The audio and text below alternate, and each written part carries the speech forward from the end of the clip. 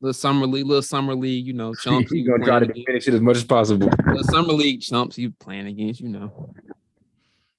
Got it. I would have dropped 50 personally, but they was on his ass. I'm just playing. Let me see. Get it on here.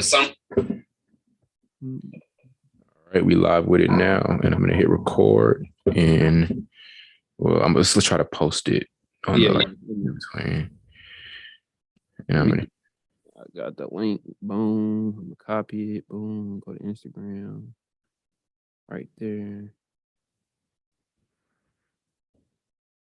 This thumbnail wasn't my best work, but I tried. It's good enough. You got to get a guy just to do that. Yeah, trust me. Along the lines, we'll get some social media people and no doubt, because we really shouldn't have to be worrying about that. Like us three, like there should be a team for that. Because trust me, everybody that's done this before at the highest level, they definitely don't have facts. Well, they start off doing it themselves, but once they get the money for it, they pay people. Yeah, because we should really just be worried about podcasting. And then everything else kind of comes together, like accounting. We're going to get an accountant at some point. Like all of that stuff should just come together. Yep. All right. Should load. They really gave this man, they gave Westbrook a 72 rating on 2K. That's crazy. They gave him a less 3-point percentage or a less 3-point rating than Ben Simmons. It was less. I just saw that. Ben Simmons was like, let me look out because I don't want to get it wrong. Ben Simmons was 58. Russ's was 56. That's crazy. Ben don't even shoot. He don't even play. First of all, let's get that there. So. That's low key a little too much. I ain't gonna lie. But Russ been sub 75. What the last two 2Ks? Pretty much ever since his MVP season, is going like downhill as far as I guess 2K ratings. Probably in terms of his play too. He had a good little stint with the Wizards the second half of that season, but yeah.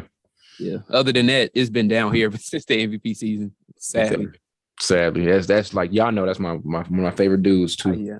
I didn't see that shit happening because once he got Carmelo to come there and Paul George, I thought they would at least go. I didn't think they was gonna beat the Warriors, but I thought they was gonna give them a run for their money because I think during the regular season they beat their ass a couple times. Yeah, they did. They was whooping Golden State that regular season a couple of times. I remember being so hyped for that team. They had the new jerseys, and then they get first rounded by Utah. I think Donovan Mitchell was a rookie. They got first rounded by Utah. That shit was ass. Yeah, I think Paul George actually played terrible. Russ did too, but I think Paul George played like worse. Yeah. Mitchell ain't getting no credit. Like you go back, if you look at Donovan Mitchell's career, like he doesn't get a lot of credit for what he did that year, like being a rookie and like outplaying. I'm gonna give Ricky Rubio his credit because he had a good series too, but like to be a rookie and outplaying like Paul George and Westbrook and those guys. That was one of the most underrated rookie years ever. Like nobody really talks about it. Yeah, no, he definitely I'm glad it doesn't look like he's going to get traded. It looked like they chose Rudy Gobert over Donovan Mitchell, which is the smart thing to do. Yeah. You always choose a person that's more, I would say, more dedicated on the offensive end in a case like that because he can't. Rudy Gobert obviously can't do nothing on the offensive end, and he's a little overrated on the defensive end. That's another discussion. But I think they made it the right choice. Well, who knows? Because did you see the Brian Windhorst thing? By the way, I meant to ask you that. Did you see him breaking down the entire Jazz thing? Like he was. How do you do it? Video? No, how you do it? I gotta send it to you. It was like it's weird. You gotta see it yourself. But the way he like broke it down on First Take, like it was hella. I ain't trying to sound corny, but it was like suspenseful. The way you gotta see it yourself. You gonna be like, damn. I like Brian Windhorst. Brian Windhorst. He legit. He just blunt how he say the shit. Yeah. I know that sounds dumb, but he just blunt. Like he just how it is how he say it. Yeah. I like him. I like Woj. I guess I like Woj when he's like on like those shows. What's the other one? Zach Lowe's he kind of geeky. I don't like Zach Lowe. He be acting like I don't want to say the word, but he act like a little girl sometimes. He annoying on podcasts. He's hella annoying on podcasts, and he never has a mic. Like he'd be on your boy Bill Simmons podcast, and he never got a mic. I'm like, bro, you a whole analyst, and you ain't got no mic for your pod. He be on the NBA little afternoon shows. Is that him? Yeah. I don't like he annoying sometimes. Little nerdy looking dude. Yeah. Who else is it? Windhorst broke it down. I don't think Utah's done. I think that from what we're gonna get into in this later, but from what I'm like, there may be some more big things being done. Who knows? Like Mitchell, pretty much, I think he asked Utah's like management, like, what are we doing now? Like he's not even sure what's going to happen next. Like people think they're going to go into rebuild mode, surprisingly. And I remember us talking about it. I mean, I think you were the one who said they should go rebuild mode or something. Like I don't think, or did any of us say they should go rebuild or they should just run it back and just try like a different like supporting cast around Mitchell? I said I think they should really think about trading Rudy Gobert. Yeah, that's about it. And then just try something new. Yeah, I didn't think they were going to do it, but now that they've had the same problem with him back-to-back years and they paying him $40 million, they saw the paint on the wall that he can't guard pick and roll and he just looks dumb. It gets worse because I know you're a center. You're not like most centers can't do that, but it's like it gets worse with him. Like it gets really worse. It's like it's not getting any better. So yeah. So Utah traded Gobert to Minnesota. They get Malik Beasley, they get Walker Kessler, and they got Pat Bev and Jared Vanderbilt. So personally, to me, if they just stop here, and they're like a bunch, also like obviously a bunch of first rounders, as I mentioned. If they stop here, is that a contender? Like if we have a Mike Conley, Donovan Mitchell, and like your supporting cast like a Jared Vanderbilt, who I am very high on, and someone's goes like, is that a team that you think they can take right now with what they have and go out there and compete for a title, or do you think it's like, maybe there are some more moves, or maybe they're a little limited right now? Still, they still need that one dominant scorer besides Donovan Mitchell. I think like that'll be a playoff team. Like that's a playoff lineup type of team probably, but I don't know if it's you don't think it takes them like over the top and then makes them any different than what they've been before. Yeah, no, it won't pose any threat to the Warriors. I don't think the Clippers, the Suns, Grizzlies. I don't think it'll pose any threat to them type of team. It's definitely one of the weirder trades, and I think we always talk about like where the hell is Gobert gonna go, and so for him to go to fucking Minnesota, and they gave up so much. I've never what the fuck is wrong with them? Like literally 4 first round picks, and 4 players.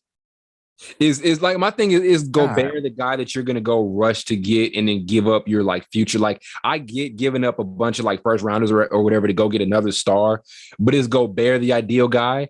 And then also like I know this defensively he's gonna make them better, but like offensively things are gonna look really really weird. I think the paint's gonna be a little clogged. I still think Karl Anthony Towns isn't optimized if he's just sitting down at the 3-point line the entire time. I don't know how they're going to draw it up, but offensively, it just looks weird. And I love Gobert, but I don't love Gobert, but you know what I'm saying? Like, it's just, it was a weird pickup, and this wasn't the spot that I envisioned him at. And I don't know if this is like the Twin Towers era where we have 2 like dominant 7-footers, like both in the game at the same time. I don't know if we're in that time period like anymore, because at least what's the other dude? Something I'd be thinking Ralph. What was the other Twin Tower dude? Like Ralph Sampson, Ralph Sampson, but I'm saying like he was more of an offensive threat than Rudy Gobert. You could do more with him. That's what I'm saying. So Rudy Gobert, like Karl Anthony Towns, is like on the perimeter half of the game. Yeah, Rudy Gobert isn't great at offense at all. So he's just gonna be just standing there. So they basically gonna be paying him $40 million for defense. Yeah, I mean that's what we talked about back when they paid him that money. Is it worth a dude who specializes in just that?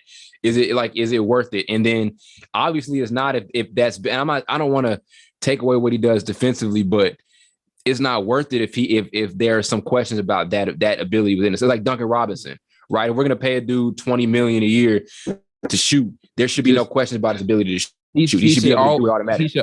He should always be able to do it automatically. Yeah. You shouldn't have to question yourself if one dude does one thing or is supposed to. It's supposed to do one thing perfectly, not perfectly, but almost perfect, or however you want to say it. Yeah. And he struggles with that.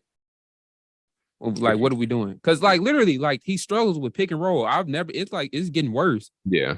Like I actually watched highlight clips like yesterday, compared from last year to this year. Like it was like, I'm like, I don't know. You think it got worse? Low key, y'all know me. I think it got better, but still, my thing is for Minnesota, it makes you better defensively, but it's really confusing, and like I don't like it doesn't do much. I guess you can go pick and roll now offensively, I guess now, but we'll see how it works. But it's weird if you're gonna have 2 7-footers in a lineup. It's really weird, like where one of them isn't versatile at all in offense. He doesn't do shit. But guess what? Karl Anthony Towns is never going to be inside now at all. Never. That vision that we probably had, me, Blake, and you probably had that he needs to go inside more is done. It's not happening. It's over with. Yeah. Unless like there are going to be times where he's in the rotation and like Gobert's not in the game, but we'll see. He still won't do it. First of all, he ain't gonna move nobody because he's 7 feet, but he's kind of skinny and he's not strong. Yeah. So, I don't Let know. me look this up because there's an article I actually meant to read that said like how Rudy Gobert. I'm gonna actually just try to read like give it like a synopsis, but how Rudy Gobert and Karl Anthony Towns are gonna fit together. Because I really would like to know like how that's gonna look. I guess I'll come back to it, but yeah, just a weird trade. And like I said, I don't think Utah's done, which is the strange thing. Like even like saying like Donovan Mitchell like right now isn't sure. Like, look, this nigga Rudy Gobert is saying I came here to win a championship. Like, I don't know if y'all there yet. I don't know. He a goofy ass. Yeah, Nigga. I don't like it. He's so corny. Yeah, he's corny, dude. Which what people call him, big dumb old Frenchman. They be calling him that. What they call him? Yeah, that's what they call him. Cause he just be good. I'm not saying he like dumb, but he just goofy. Yeah. And then now I think you're gonna need a playmaker to kind of alleviate all of that. D'Angelo Russell is not really a playmaker. You know what I mean? My boy ain't one. So nah, yeah. And so now who's that guy gonna be? You know, there's really not anybody on the market. Obviously, John Wall's off the table, Jalen Brunson's off the table. You know, I mean, I think I'm reading Ricky Rubio, like Patty Mills is out there, but he's not a playmaker, you know, So that's really what they lack though, because when I was saying with their offense in the postseason, I was like, this is why their offense works when it works, because they'll just throw up threes and they'll be making them that day. But if they're not making their jump shots or whatever, then that's why when they're bad, they're bad. And that's probably because they don't have like a real point guard to kind of, initiate the offense. Yeah, true. Very true. Like Russell was streaky, like, you know what I mean? I like Russell, but he's not the ideal point guard, it's like I don't think he's the ideal point guard right now, especially with, Anthony Edwards kind of just being there, and kind of like, it's just not the ideal situation. So we'll see how it all works out, but it was a very, very strange trade. And I don't think that's the last thing Utah's going to do. I think it should be the last thing. I think it should be the last thing they do, because I think they're solid enough now, but I wasn't big on them just rushing into rebuild mode. I really wasn't. But then you think about Quinn Snyder leaving, right? That could indicate they're going into rebuild. That's another thing Windhorst said. With Quinn Snyder going out, that could indicate they're going into rebuild mode too. Yeah. You know what I'm saying? They wanted him back, but he didn't want to be there. Yeah, because he didn't want to be. He said, "I ain't coaching no rebuild. I ain't doing it." No, because that's literally it takes like probably 5 years off your life. Damn, man, doing that shit for real. So I don't know. I will understand if Donovan Mitchell would want to be going to it, because he's like what, 25, 26? Yep. But he's been in the league for like hella for a person that age. So I don't know if you would want to go through another rebuild or not another rebuild, because they rebuild when he came there a little bit, but not like a full rebuild. It was kind of a halfway thing, and he made the team better. So I don't know if he actually wants to go through a full rebuild. Yeah. My thing is like he just run it back with a different supporting cast and try something different lineup wise, where Gobert, like just try to run something different. I don't think they need to get this drastic to where they're like, moving away like everybody, but we did talk about that a long time ago, or not even a long time ago, like during the playoffs, how far should they go? And they looks like they're going to go pretty far with this. I just, like I said, all the first round picks they got, some tells me they're not done. I think Mitchell may be on the move. Who knows? We'll see what the next couple of days hold. But yeah, man. Yeah, they just better, I don't know. Because no free agent, no big-time free agent is coming to Utah. Nah. And I don't know if they're going to be able to pull a big name like Kevin Durant. Obviously not. Kyrie Irving. So they just might have to just wait for those first-round picks to turn into Michael Jordan. Whatever I don't know. Like, whatever Mitchell turned into, that's what they're going to have to hope, like another draft pick is going to turn into. Yeah. It's crazy. They were like on the brink of actually being a legit championship team, and now it's like, are we sure they're going to go into rebuild? Like, it's just, I think they kind of rushed into rebuild when they didn't have to. I think there were like a lot of other opportunities. There are a lot of other things they could have done. Like I said, who knows what's going to happen over the next couple of days? But Utah is in a very strange, very weird position. So we'll see how it all pans out. But shout out to Gobert. He apparently he thinks this is that much of a better situation in Utah in his head. So at least he happy. There ain't much for him to be happy about the last couple of years. You see that boy signing his contract today? That boy was grinning. That boy was happy. Grinning. Big teething. Yeah. Big old ass suit he had on. Hey, go Bears. I'm just that, but this is why the Timberwolves organization is like the Timberwolves organization. Like, people wonder why they really haven't gotten that far in the playoffs in their franchise history. This is why. This is they do dumb shit. Like, I'm like, come on. This was Kevin Garnett used to piss them off playing for them all the time. Yeah. So this shows why. This is a weird pick. While I do think they won the trade because they wanted to go into this direction to where they're ultimately, we're going to go try to win and we're going to try to get past the first round and all that. I think they won it, but it was such a weird trade. It's really kind of hard to gauge because we don't even know what Utah wants to do. So I don't know. It's strange stuff. That Tyler Gobert thing was really, really weird. I want to see how the lineups look. But like I said, like you said, the playmaking is going to be an issue. We'll see how the spacing looks. If they're going to go like 4 out, 1 in, that's fine. But then again, you're not optimizing Karl Anthony Towns at all. Mm-hmm. At all. Like, it's just as simple as that. If he's going to be sitting down on the 3-point line the entire time. 4 first-round picks for a dude that doesn't even average more than 15 points per game. Yeah. Like, I've never heard of that in my life. Yeah, it's he's going to be he's such shit. Offense. KD might not even get that package. God damn it. I don't even know. What the hell? Yeah. What's wrong with them, bro? 4 first-round picks and like 4 other players? Yeah. They gave up Vanderbilt, who I'm a big you gave up Vanderbilt, like just let Vanderbilt grow as a defender. Like I was like, I'm a big fan of Vanderbilt. Like I was like, damn, y'all gonna let him go? They must got some up there. I don't know about it, Minnesota. I don't know. Cause that I don't know what nigga in their right mind would do like that type of deal. Well, Utah, of course, I would take that shit in a heartbeat. But I'm saying just like, why would you give up that much for a player that isn't that polished on offense? And you can still question some things about him on defense. And he's supposed to be great at that. Yeah. So weird, really, really weird stuff, man. We'll see how it turns out. It's going to be an interesting season for them. But yeah, and there is an upside. Like I do think defensively they should be pretty good on that end. You know, Rudy Gobert obviously is going to make you that much better defensively. I do think he's a top 5 defender in the NBA. Like I'm not going to, while he doesn't do anything on offense, I do think he's a top 5 defender. We saw him carry Utah's defense. I do think like a lot of the Gobert slander, yes, some of it's warranted, but with Utah, you also got to look at how weak their perimeter defenders are too. Those guys like Donovan Mitchell, people don't crap on his defense enough. His defense is horrible. So those perimeter defenders give it up for Gobert a lot. So I'm gonna say that I think he's in a better environment to where he can do his job a little bit easier because I don't think the perimeter defenders are going to be as weak in Minnesota relative to what they were in Utah. But we'll see what happens with it. But yeah, and it's and the short excuse for Donovan Mitchell, him being shorter than everybody else's, probably won't work because his arms are like long as fuck. There's no reason. He should be able to reach more than the average 6'1" like guard because he's shorter compared to other dudes. There's no reason that dude should be that weak on defense. And people ain't been talking about it, but he's a weak ass defender. So yeah, he is. Well.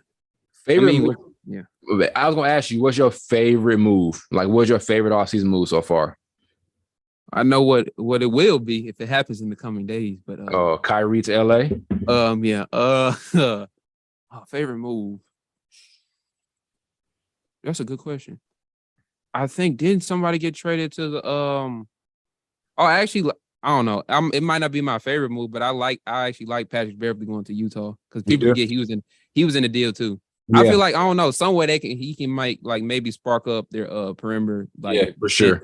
Defensive game or something or help him. I mean, because we had to realize kind of that when Russ said he just be running around chasing people. Okay, that might be true in some instances, but he can play defense. He's impactful on that end. He can play defense as much as I want to give him credit because I don't like him sometimes. He can play defense. Yeah. Like who did I kind of see him semi-lock up in the playoffs? Was that last year or this year? He has moments. He's definitely an impactful defender. Like he's definitely a very impactful defender. And him and Vanderbilt, like I said, they stop here. I think defensively they're going to be just fine and maybe slightly better because Vanderbilt can go out and defend the perimeter too. So like I said, they want to stop here is cool. I don't know if they're going to be championship level, but if this is where they want to stop, I think they may be slightly better defensively than what they were last year. Maybe.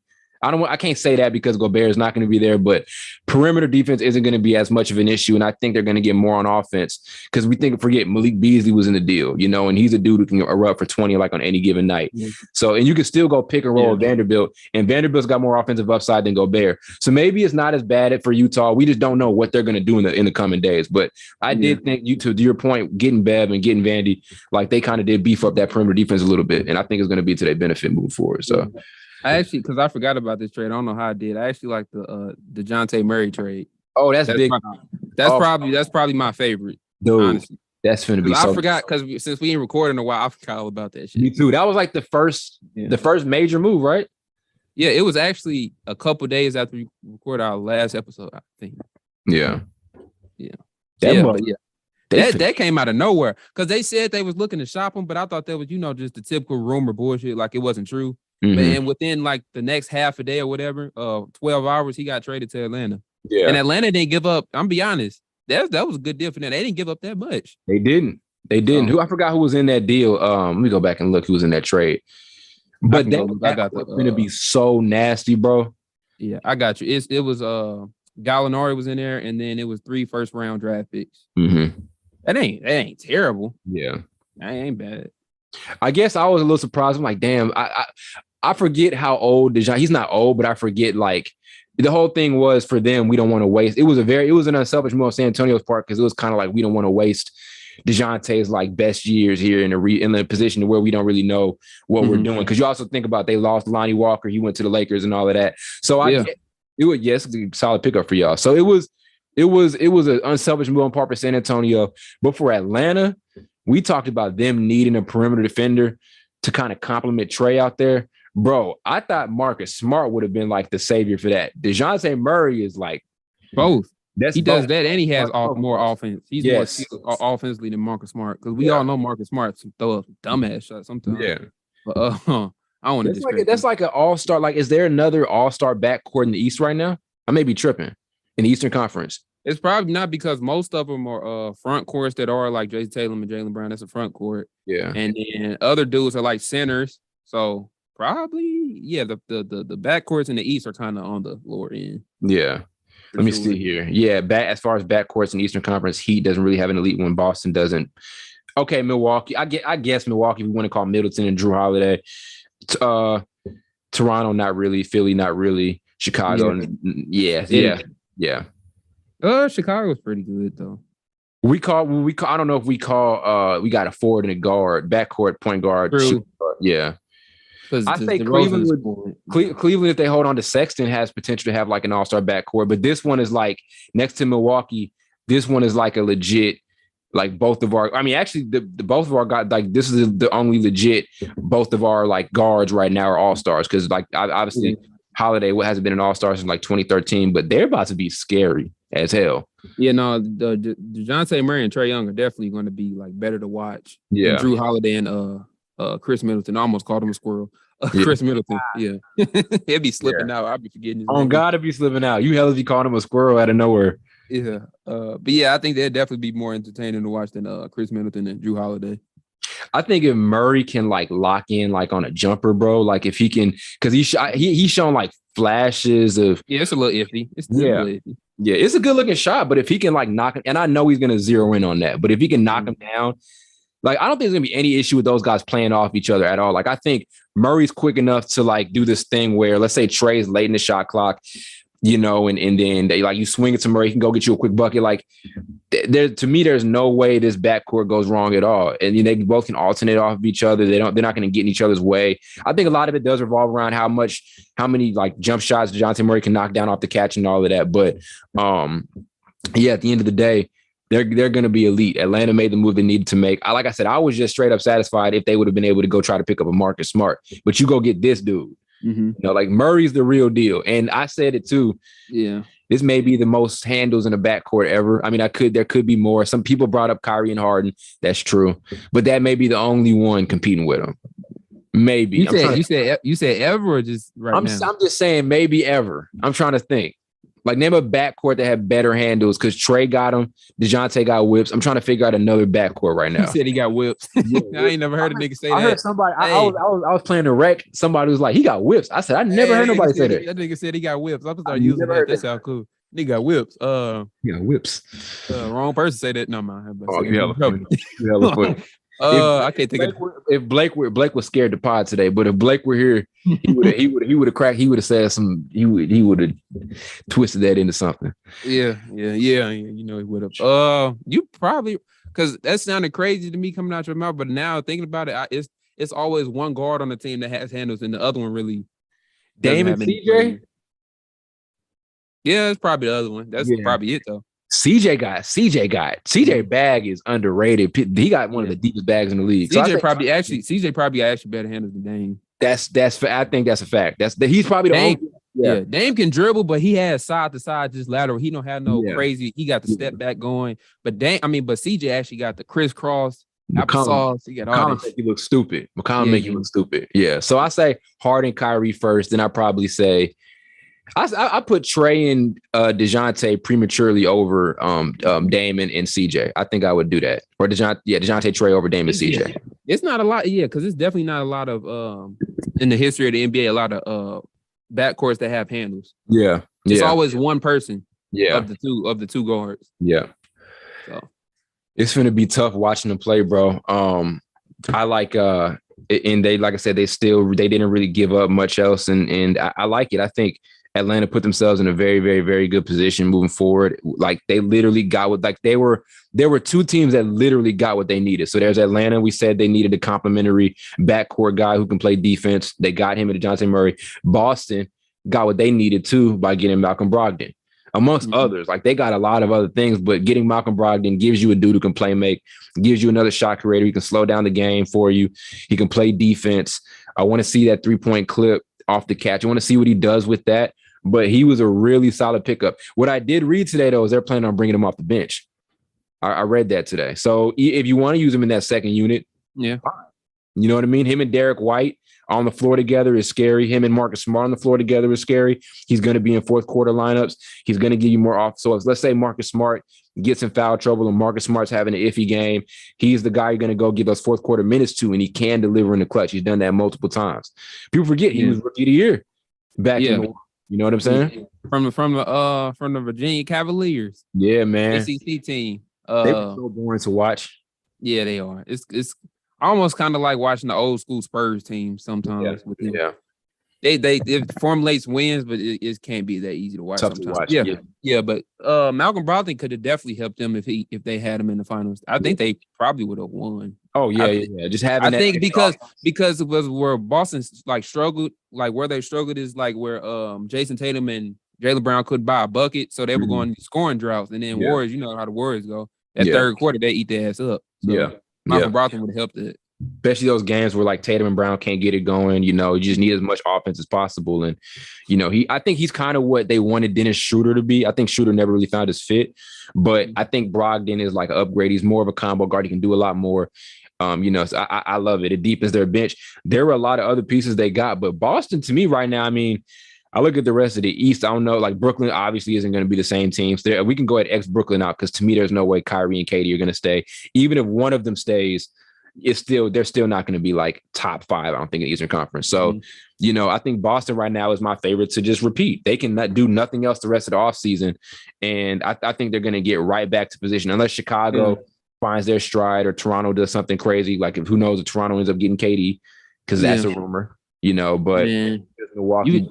You just mentioned Chicago right now. I can put this might be crazy to say. I'll put some money on Chicago having a better record than the Sixers. Oh yeah. I think Chicago's gonna have a hell of a resurgence because I'm so sick of the Sixers, bro. It's the same story every year. Yeah, Joel Embiid starts playing good, he gets hurt. Yeah, every time. Yeah, so I'm sick of them. I'm really sick of them. Like I get mad sometimes thinking about them because I know how talented they are and don't do shit. Yeah. Then you add that Harden dynamic, and then we'll see. That nigga opted in, but he said you want to take less money. He did. Yeah, how did it work? I think he opted into his contract, but then he's going to help reduce it so they can get other players. Which I think is smart. There are some other pieces that because they need to deepen their bench with offense. Yeah, Philly's a team no one's really been talking about. I didn't know that he wanted to take less money. So yeah, well, they ended up picking up. To me, in a way, it's kind of a thing, like you said, is to help the team out too. But I think he also realizes what type of player he is now. He's not that type of player anymore. Yeah, yeah. But yeah, I think Boston put themselves in perfect position to make another run. I think it's going to make that, if they meet up with Milwaukee again, I think it's going to make that 10 times more fun to watch now that they kind of have more and more depth. So East is, I love how competitive the East is going to be. Shame that Brooklyn is going to be out of the mix, but you know, I like what Boston was able to do, and they put themselves in perfect position. So let's see how it all rides out for them on the Eastern Conference. And Indiana made out very well with that trade too, just getting more draft capital. You know, they're continuing to kind of fuel that rebuild.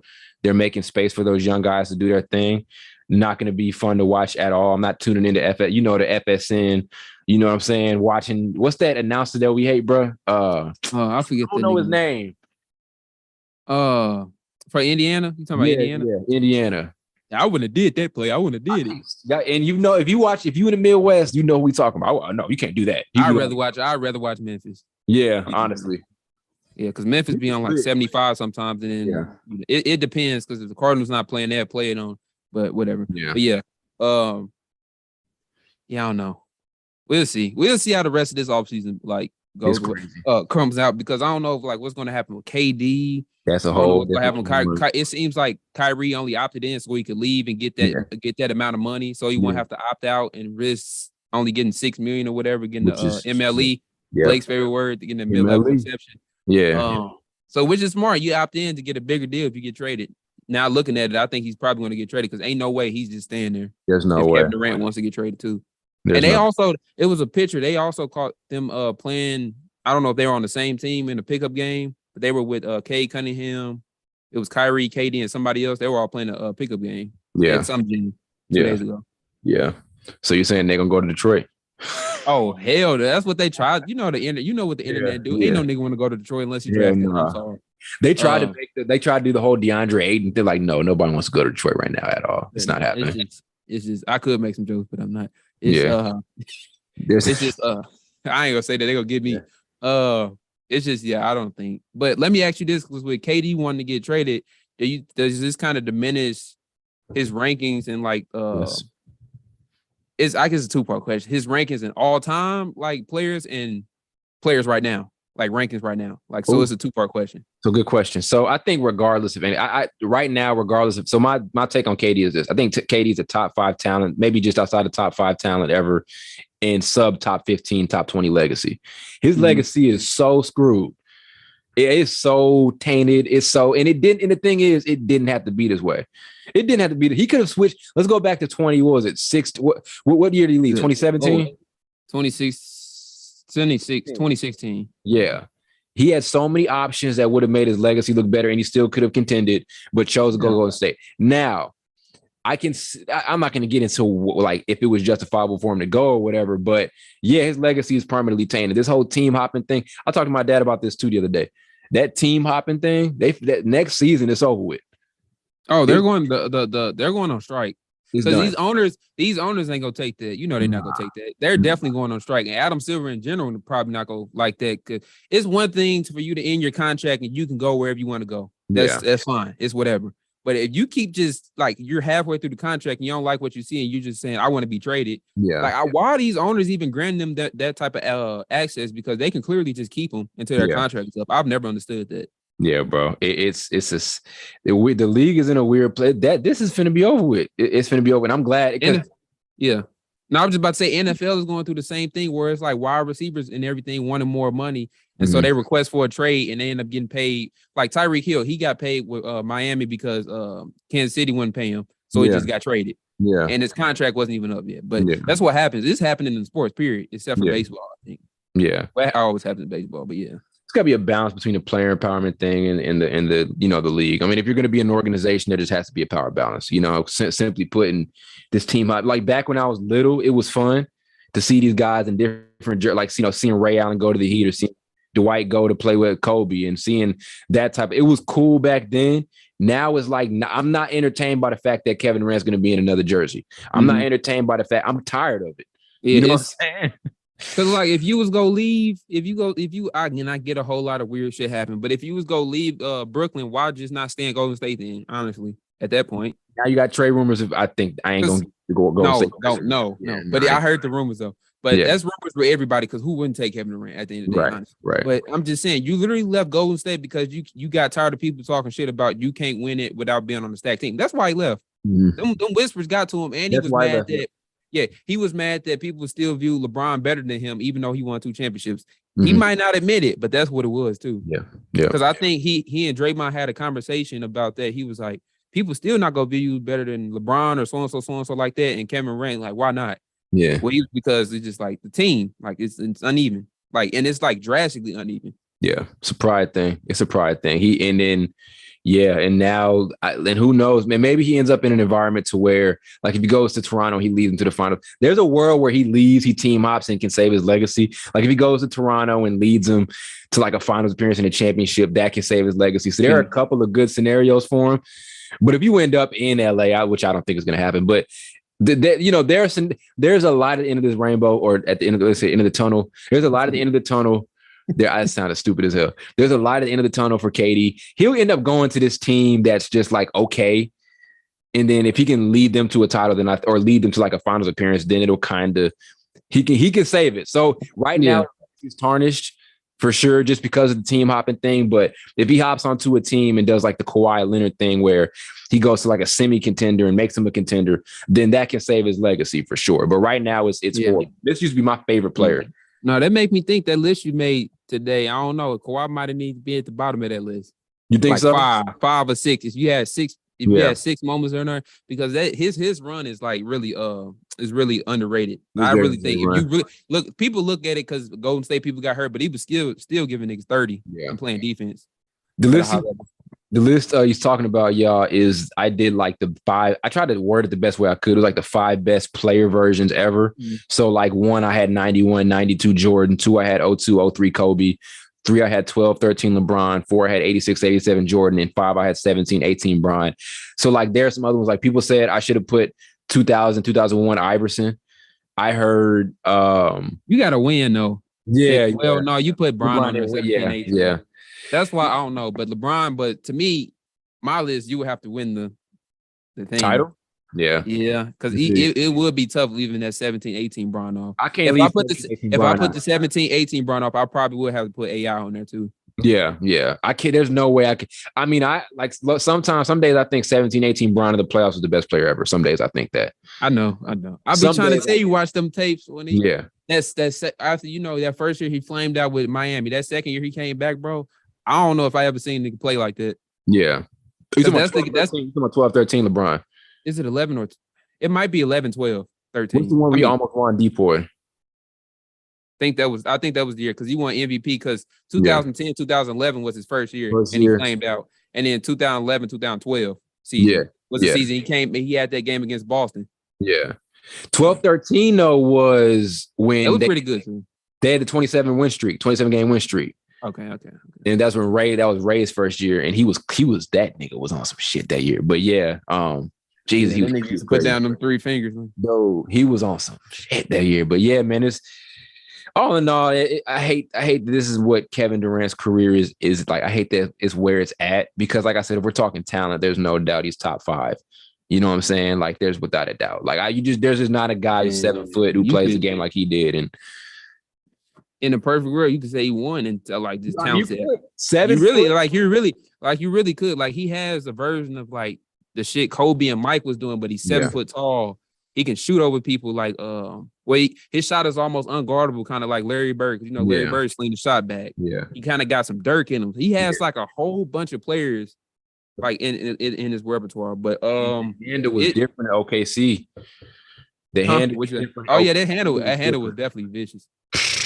And that's the thing, we saw he was coming close to leading his team to a championship, and he kind of just gave up on that. Because clearly a player that's, I don't know, he was in his 6th or whatever year, and you did that, it can only get better from then, in my opinion. He would have had an argument if it was like, I went there to learn how to win and learn what it's like to play within a winning system, but then now, once again, you're back to being a team hopper. Yeah, I don't know. Yeah. This almost kind of proves why Steph is better than him. Oh yeah, Steph's legacy. I was talking to my brother about this. Steph's legacy wise better than KD. Steph don't need him to win. That is proven. Like he has 2 championships without Kevin Durant. Could have had 3. Yeah. If we're being honest, could have easily had 3. In the words KD. If we being honest, he really could have had. I remember I think that was Patrick Mahomes. Yeah. And I was comparing John him. Watson. Yeah, I didn't even want to say his name, But yeah, no, I forgot what I'm about to say now. Kevin. Steph is. I think he's better than him because he won 2 rings without KD. Yeah, and it seems like to me, KD needed Steph more than Steph needed KD. Oh, facts. Even if we look at those finals numbers, I know KD won MVP, but let's be honest, like Steph's numbers was just like they was close. Yeah. Like I think KD averaged 31 one time, and then Steph was like at 29. So he wasn't. I mean, he was the best player, but I'm just saying like he wasn't that far off. Facts. Steph wasn't that far off from KD. That's a fact. Their point total definitely wasn't that much different. That is definitely a fact. Yeah, I feel really bad for KD. This is a really weird point in his career, but like I said, there is a lot at the end of the tunnel. Maybe you go to this team like Toronto or wherever where you can save him and turn him from a semi-contender to a contender, and that can put you on the right path. And hopefully he stays healthy too, because this isn't his most healthy stretch of his career. But he's fucked. You think even if he goes to a team like the Suns were a number 1 seed last year, so people gonna say something about that. The Heat were a number 1 seed, but if he went there, I wouldn't view it the same as him going to the Suns. Facts. And I don't know why, because they don't have the stuff. Well, they don't have that. They don't have that. Devin Booker and Chris Paul are different than like the 2 best players in Miami. You know what I'm saying? That's why, even though they're 1 seed in the East, 1 seed versus the West. But going to a team like the Suns, who's had nearly the number 1 seed back-to-back years and probably accumulated like 120 wins over the last 2 years or something like that, be kind of crazy. I'll be honest, if you went to the Suns, I wouldn't be that mad. I think a team can still compete with them. I think. Yeah. But would I be mad if he went to Phoenix? Would that? It wouldn't be that drastic to say I think they're going to beat everybody. I don't think. Because I think the Clippers would still give a run for their money. I think Warriors would still, because I don't know. So that's a weird one. You're joining 2 All-Stars. Yeah, with him and Devin. I don't know if him and Devin Booker work though, because Devin Booker ain't no point guard or nothing. Yeah. He needs the ball in his hand. All he does is shoot. Yeah. So. Then again, KD, I think KD is going to know how to, because like I said, he got buckets, so he gets buckets so easy around guys who are ball dominant, like with Harden and Kyrie. So they buy in. They'd be a championship team if he went there without a doubt. But I don't know. I look at this like this: the craziest thing after when KD was there with Steph, I feel like he was still Steph, but I feel like his shooting wasn't as dominant as it was before KD came there. And I feel like Steph is just now getting that type of like deadly shooting back. Yeah. Like he's always been a deadly shooter, but people know what I mean. If you've been watching Steph for the last 5 years, you know what I mean when I say Curry was like, that was I don't know if I ever seen that shit. Used to make me so mad. I remember the game against he played Golden State. It was the first ever Saturday night primetime game on ABC. Yeah. He didn't play Golden State. He played OKC, and he hit that deep ass shot with like 3 seconds left. Deep ass 3. Cold, crazy shit. Yeah, bro. What's another move that I liked so far this offseason? The Jalen. I just not that I liked it, but the Knicks were pissing me off with the Jalen Brunson thing, because it's like, y'all, he's a good player, but I'm like, y'all have this the best y'all doing this offseason. Like, he's not gonna make y'all that much better. No, they go get KD. Ooh, who they giving? I don't know who they gonna give up. They ain't got shit to give up. Yeah. They probably, I don't know if they got some picks. I feel like damn near every team in the league got picks except for Lakers. Yeah. Yeah. That's what it's gonna take. But yeah, the Jalen Brunson thing is like, he cool, but y'all, they act like he the savior. You know what I'm saying? Like, we got Jalen Brunson. Like, Jalen Brunson he's a player. Savior. Yeah, he's a good addition to a team that's already has a really good established core. You know what I'm saying? Like, he's a good complementary piece, but he's not like they needed a point guard, but just getting a point guard ain't gonna put him over the top or nothing like that. You know what I mean? Like, it's just not going to. They like their best offseason was to try to get a all-star level player like a Mitchell or like whoever that it would end up being. But getting Brunson would be cool if they already had like an established 1 or 2 guys, who can go get you 20 plus any given night. I mean, I guess Randall and Barrett, I don't know. So, but it's not like they had this super great established core to where they get Brunson and just put him over the top. You got Jalen Brunson. It's not going to make you that much better. Simple as that. You got 3 left-handed shooters. Good Lord. Oh, yeah, true. I mean, it ain't nothing. That's our lineup. Yeah, it's not nothing like that crazy, but it's just weird seeing it. Yeah. But I don't know. Yeah, Jalen Brunson had his first like real good season. And for people to jump the gun on that, because let's be honest, we've seen people do that before. We've seen Julius Randle have a good season and come back, boom, shit on himself. Not shit on himself, but Duncan Robinson. Duncan Robinson had that. There's probably some other players I can't think of off the top. Do you mean you kind of like had that great season and then it kind of fell off after that? Julius Randle's the one I think of. He's the ideal guy. Yeah, then he ended up top 5 MVP. Yeah, or like even the Kyle Kuzma, he kind of fell off a little bit. Yeah. But you can make cases for that being the team Yeah. reason, but no, yeah, it's probably a couple more players, but I think these NBA executives be jumping the gun on just paying dudes straight up off the like one good season. Yeah. Like I said, he's a complimentary piece, but he's not like a guy I'm finna kumbaya for. Like if they already had something established, cool. Yeah, they had an established star or two, it'd be cool. But now it's kind of like, okay, I'm not even sure he's gonna come in and average 20 on this team. Quite frankly, I don't even know. So he'll fuck around, be that best player. Who knows? Barrett may make that. Well, Barrett may make another leap. I got to give Barrett his credit. I hate watching him play, but his numbers are pretty damn good. I can't stand watching him play though. I'm about to check the chat. Blake said check the chat. Okay, let me see what Blake's talking about. Blake and over I'm there. so serious. KD won the Finals MVP. Suns lost second round. We wouldn't care if Phoenix gets KD. They're 73-9. I'm so serious. They have him. And Blake, you getting happy, huh? Blake, he's the only reason they're saying that is he's from the area and his dad's on the staff. Oh, okay. LeBron overrated. Quindary Witherspoon's better. What the hell? When the fuck is Quindary Witherspoon? They're trolling. No, he's saying a couple of things. If Phoenix gets KD, they're going 73-9. Yeah, if Phoenix gets KD, they're going to be elite. So who? Yeah. Let's see. I'm just looking in the chat right now. What's good? Sermon is that a 4? He's the first comment. Is the IX a 4? What is it? I don't know. What's good? Sermon? Somebody. Wait. No, IV is a 4. I think this is 10. I don't know. I ain't good at Roman. Shout out to the first comment in the chat room, my bro. It's because he's been rocking with us on Snapchat. Shout out to you, man. Yeah, my bad. I'm not good at Roman numerals. Yeah, Roman numerals. I think it's 10. I think this. No, it's not 10. It's 11. I know 1, 2, and 3. Because X is 10, right? And then you add the extra one. So yeah, it's 11.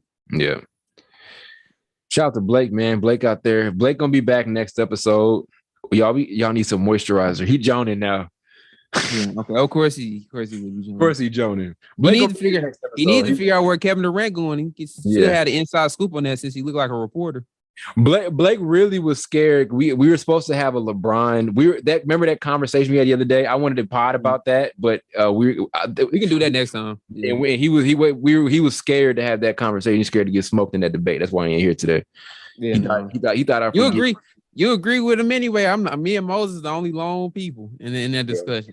Yeah. I'll be telling, huh? Low key, Blake was vouching for LeBron. For what? But remember my point. I'm not gonna say we're gonna do it next episode, but he was vouching for LeBron against me. Oh, because we were saying the number 2 spot. Yeah, I think. Yeah. Okay. Number 3. Yeah, I said LeBron. But he's gonna say it because I views Kobe and Michael Jordan. Yeah. So. Yeah, but yeah, we can definitely go a whole episode talking about that. I can't wait for that. That'd be such a good argument. Yeah, let me get my thoughts together so I can get it prepared. What else do you want to talk about? Oh, your boy Chet last night. Oh yeah, looking a little KD-ish. Goddamn 2-pick. Yeah, he was blocking shots. I actually did like when they told him the record was 6 about blocking shots. He said, "Oh, I'm gonna break that." That was actually funny. Yeah, he probably is though. But honestly, I want people to slow your roll. Because remember, Lonzo was a summer league MVP, and look what happened to him. I'm not saying he's a bad player, but I'm just saying he ain't number 2 pick worthy clearly. Yeah. But I'm just saying it's summer league. Lonzo was a summer league MVP. He played great. Regular season came around. Where was all that shit at? He was dope as hell. That nigga was so cold in the summer league too. That's what I'm saying. These summer league dudes, to use Todd term, these summer league cats, they ain't NBA pros yet. Yeah. They still in the development type of thing. So we'll see once his first game is if you go put that 26 up with 6 blocks and however many rebounds he had. Tell you what, OKC is going to be, as far as young, they're not going to win, but they're going to be fun to watch. SGA, Josh. I used to hate watching Josh Giddey play, but like he's actually pretty decent to watch. And Chet, like having those guys there, they're going to be very fun to watch. Very fun. Mm-hmm. Pokusevski is, they got a lot of great talent there. They're not going to win anything, but I like their attitude. I think they're going to be one of those young teams that are very together, kind of like Houston, where they had really good. They're not going to win, and we know guys are going to end up on different teams in a couple of years, but they have this really good chemistry together. Also like there's a couple other teams like that, but I like their culture. I like what they've got. And those young guys are embracing what they're doing. They're going to be very fun to watch. And I'm excited to see Chet if he can end up doing it in the actual NBA. But his bag was looking, I didn't see him getting in his bag like that at Gonzaga. Like he was doing step backs, one leggers, whole bunch of shit. So okay, we got a welcome to the NBA moment coming for him. oh, he for sure. So they go chin check his shit. Yeah. We go to the basket. You stupid. They go put his nigga the 4 up in that nigga chest. He said they go chin check him. Oh, that's funny. Niggas do that though. Go ahead. Man, I'm trying to figure out what else. I think there like just a couple of other names of guys that are on the table. Colin Sexton. So quick question about him. We haven't talked about Sexton since last August, maybe not even August, like around September, right? Mm-hmm. We talked about how much we liked him. I don't see anything wrong with Colin Sexton's game. Last time he was healthy, the Cavs praised him. JB Bickerstaff praised him. I've heard made up stuff about Colin Sexton and from a negative standpoint, but you look at the numbers, he's an efficient 20 plus points a game every single season. So if you're Cleveland, are you running it back with him, or are you going to try to look and sign and trade him? They should keep him because I don't know. I don't get what the problem is. It's like as soon as he got hurt and as soon as Darius Garland kind of was on the rise, they just said, "Fuck you, Colin Sexton." And he didn't even do anything. Like it was the weirdest shit I ever seen in my life. I really want to know. Like I guess if you look at him, you kind of think, oh, inefficient scorer, shorter shooting guard, streaky, trigger happy. But he's an efficient 20 points a game, and he's a competitive guy, team guy. I've never heard his teammates criticize it. Well, when he came into the league, veterans were criticizing him, but they were all stupid. Vets do that. Well, the vets that was on the Cavs, let's be honest, we don't remember their name. And they were J.R. Smith, and I don't really value, like, at that time, like, J.R. Smith, like, really. So it's kind of, you know what I mean? No offense to him, but really, no, like, I don't see what the issue was with. I mean, there are situations that I think are better for him and better for other teams, but I don't see any rush I don't see why you would rush to get him out of here. He's, like I said, efficient 20 plus point a game scorer. Maybe it cuts into Garland a little bit. You know what I'm saying? I don't think Garland would, I don't think Garland has an all-star season like he did last season if Sexton's there, but still, I think they're a backcourt that can work. So I don't really see what the entire push away on Colin Sexton. I just really don't. I don't know what that was about. And if they want to trade him to I'm positive any team be lucky to get him. Yeah. Lucky to have him. So yeah.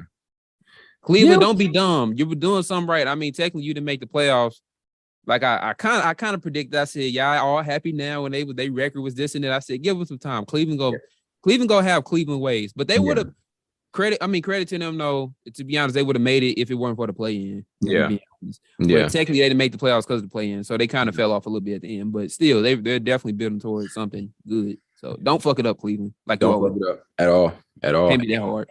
Cannot be that hard. Yo, other names out there on the market, DeAndre Ayton is another guy that's still out there as far as restricted free agency goes. Yeah, he ain't staying on that team. I don't think. I mean, we'll see what happens, but it's looking a little weird. I'm kind of 50-50 on it. Like one half of me is pretty confident that he stays because he was such a big part of their offense. Other half of me thinks they may go sign and trade him, and I'm interested to see what they go back and get for him. You know, I know what teams could really use him. I think Charlotte's like the ideal team right now for him. Charlotte. Yeah. So let me ask you a question. Where does that take Charlotte if they pick up DeAndre Ayton? I don't know what they're going to give up, but where does that take them? It's depending I don't know, because I don't know how their team is going to be right now, depending on the Miles Bridges situation. I don't know where that's going to go. Oh yeah, you're losing 20 points a game. He's not going to be there for a good amount of next season. He's in because he can. Those I don't want to talk about it, but those type of things can get you cut from a team or suspended from the NBA. Yeah. So I don't even know what's going to happen with that. So I can't even answer that question if I'm being honest. How it's going to look. How stupid is that? Wow. Yeah, he don't give a damn about basketball. You want to be a rapper? You want to be a rapper? Want to be a rapper? Cool. And he ain't that good, but hey, Blake think he good. I don't think good. Oh, Blake ain't gonna be think he good now. He gonna take all that back. Yeah, nah. But I think. I think Phoenix should just keep him. I mean, it'll be a matter of what he wants to do also. He has saying it, so we'll see how it all turns. Ty's point sucked. What are you talking about? I don't know what he's talking Blake about. in there trolling. What I was going to say was I don't know if he go back there because Monty Williams accused him of quitting. Yeah. And then they got into this whole argument. Once you tell a pro athlete that's some serious criticism. Yeah. Yeah. We'll see how it all happens, man. We really will. But free agency's fun, you know, and I feel like by next pod, which is going to be Sunday, we'll be talking about some Kevin Durant and Kyrie stuff because something tells me by then they'll be on another team without a doubt. Something tells me. So I don't know, but we've been waiting. I thought it was gonna like already happen, but no package is ever going to get you back like a Kevin Durant type player or a Kyrie Irving type player. So that's why it's taking so long. Yeah, I don't care if you offer 10 first-round picks. We don't know all them niggas getting up bums. I don't know. So I'm being serious though. Yeah. Like they could just be subpar players. Yeah, we don't piss up. Yeah, they get good. Yeah. Yeah, man. That does it for this pod. That's all I got. Blake is gonna be back with his analysis next episode. He's not gonna be trolling in the chat room the next episode. We got a lot of stuff on the way. We have a new logo. Got that coming. And so what that means is merch is on the way this summer. Hopefully late July. We're gonna talk about it tomorrow. But merch is gonna be on the way. We're talking hoodies, we're talking t-shirts, maybe hats, maybe some what do they call not underwear, maybe shorts, joggers, maybe those two things, maybe we'll see. But we got it coming on the way. We have new logo, we got a bunch of stuff we're working on, still working on the new setup. That is like killing me right now. I'm like one step away from figuring it out. It's murdering me, but we're gonna get it working. But almost to 500 subs. Hopefully we can get that before the end of before middle August. Right now we're at 436. If we just ramp, who knows? I don't know. I think we getting by the end of July. The way because we've gotten 20 followers over the last 2 weeks. Facts. Because of the shorts we post. Yeah. Facts. We've been short happy like a motherfucker. We see how well they do. A whole bunch of 1Ks too, bro. We got a lot of 1Ks, 3,000s. Yeah. We got a lot of great now. We got a 4,000 over the last week, 5,000 over the last week. So we're gonna be getting there. But 500 subs on the way. With 500 subs comes a whole bunch of different stuff for the channel. We're gonna start putting up posts, polls, a bunch of different ways for y'all to engage with us. We're leveling up this summer. Everything we said we were going to do, we're doing it. You know, we're going to get to that 500 before school is back in. We're going to get our merch out. We got our new logo. We're going to get our trademark. We're getting that done. Everything we said we were going to do, we doing it. So we doing it, and we want you all to be a part of it. We want y'all to be part of it, man. And also too, man, don't be afraid to ask us for game. We know a lot of stuff about the podcasting thing. A lot of you guys say y'all want to start your own show. We're here. You know what I mean? It's not that hard. We'll help you do it. And for a small fee. Are we charging? No, it depends how much help you ask for. I might charge you under the table. But just go to Buzzsprout and sign up so we can get our commission off of Buzzsprout. Let's get our commission off of Buzzsprout, man. Say it like that. Say it like that. Yeah. Go do a Buzzsprout. But yeah, that